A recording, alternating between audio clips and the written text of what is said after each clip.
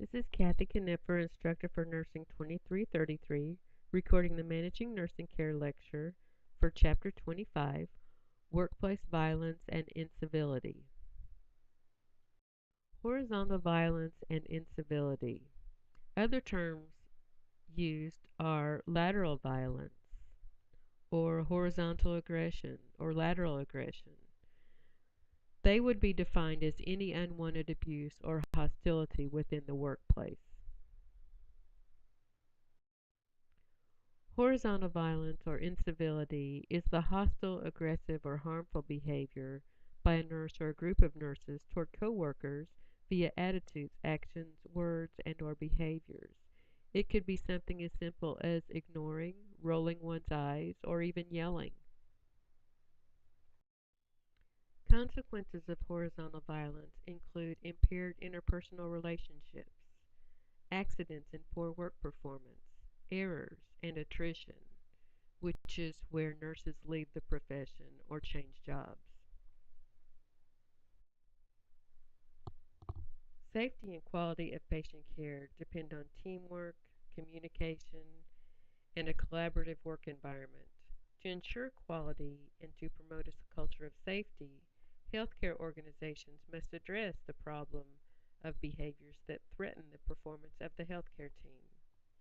Intimidating and disruptive behaviors can cause accidents with preventable adverse outcomes. The psychological stress of incivility in its many forms can lower work performance, foster medical errors, and contribute to poor patient satisfaction. All of these issues related to incivility increase the cost of care. They also cause qualified clinicians, administrators, and managers to seek new positions in more professional environments. Workplace bullying is often reported to result in enough psychological distress to nurses to cause them to leave the profession. So these concerns underscore the urgent need for prevention of both patient to nurse and nurse to nurse violence.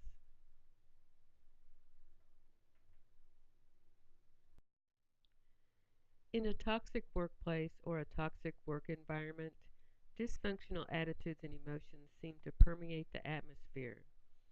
This phenomenon harms both the company and other employees. Over time, positively motivated employees will drift away from the workplace, and only employees who are comfortable in a negatively charged atmosphere remain on staff. Organizations who articulate a strong set of cultural values regarding communication, respect, and professionalism, as well as an evaluation system that ranks both technical performance and the professional treatment of fellow employees, are felt to be less likely to develop a toxic environment. In a toxic work environment, there is tolerance of bullying and intimidation, and there's also a lack of trust among workers. Also, in a toxic work environment, there is a lack of trust between workers and management, and there are high levels of stress, frustration, and anger. Organizations should make it a priority to have a professional code of conduct and a zero tolerance policy related to lateral violence.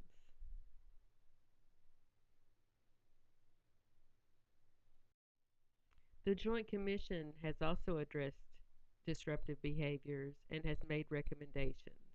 They are to educate all team members, hold all team members accountable for modeling desirable behaviors, and develop and implement associated policies and procedures.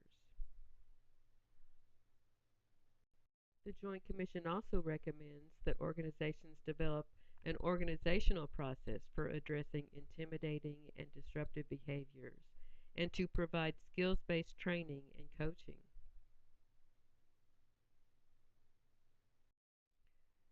Let's discuss solutions to incivility or horizontal violence. Nurses and nurse leaders, managers, and supervisors should adopt and model professional ethical behaviors. Another solution is to recognize and appropriately address bullying and disruptive behavior in the workplace through enhanced conflict management and conflict resolution. Bullying and disruptive behavior must be addressed and closely tied to performance evaluation with clear descriptions of the consequences of non-adherence. This implementation must be a ground-up strategy that brings the front line and administration together. There should be team strategies to identify and take on incivility wherever it is. Training in recognizing bullying behavior and conflict management can help individuals create a zero tolerance environment for bullying behavior. Other solutions include reflecting on your own behavior and communicating respectfully with each other. Participating in collaborative interdisciplinary initiatives to prevent abuse is another solution. Here's a reflection exercise. Think about your behavior in the workplace. Have you ever acted in a way that might be described as lateral aggression or horizontal violence?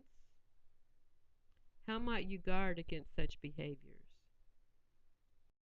To reflect further, do you think you could confront a coworker participating in an act of lateral aggression? What would you say? Here are some references regarding lateral and horizontal violence, and you can even do a search for more recent articles or position statements. Here are some additional references on workplace violence. There are many boxes and tables in this chapter in the book. I want you to look at those and reflect on how they would apply in the workplace. Just think through it.